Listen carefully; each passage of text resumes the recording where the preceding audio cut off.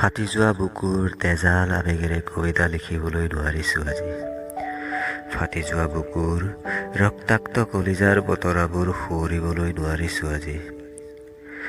মৃত্যুৰ তালিকাখনত জীৱন বাকি দি হৃদয় ৰোমন্থন কৰিবলৈ নোৱাৰিছোঁ আজি। সদায় বৰষুণ ভাল পোৱা ল'ৰাটোৱে আজি বৰষুণ ভাল নোপোৱা হ'ল। যিজাক বৰষুণে মোৰ হৃদয়ৰ মজিয়া উপচাই তুলিছিল, আজি সেই বৰষুণ জাকেই হৃদয়ৰ অনুভৱবোৰ অশ্লীল কৰি পেলাইছে। পঢ়িছিলোঁ বৰষুণৰ চিঠি, য'ত পাইছিলোঁ জীৱন ৰঙীন কৰাৰ প্ৰেৰণা। আৰু আজি সেই বৰষুণ জাকেই দিছে ফাটি যোৱা বুকুৰ উদ্বিগ্ন বেদনা, যাৰ ফলত দ্ৰুত হৈ পৰিছে হৃদয়।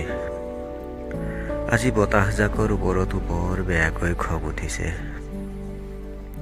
চলন্ত জীৱন আজি স্তব্ধ, আৰু নিষ্ঠুৰ বতাহজাকে চৌদিশে হাঁহি হাঁহি মোক উপলুঙা কৰিছে।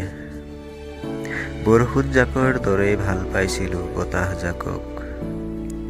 অনুভৱ কৰিছিলোঁ হৃদয়ৰ পৰা আন্ধাৰবোৰ আজি জীৱনৰ নমুনা।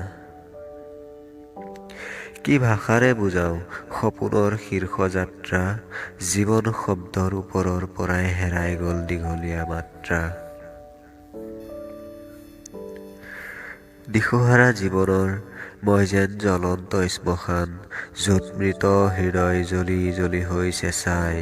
সেমেকা হাঁহিৰ আঁৰত লুকাই থকা আবেগবোৰো ধূসৰ হৈ উৰি যায়, বিশাল আকাশৰ ঠিকনা পায়।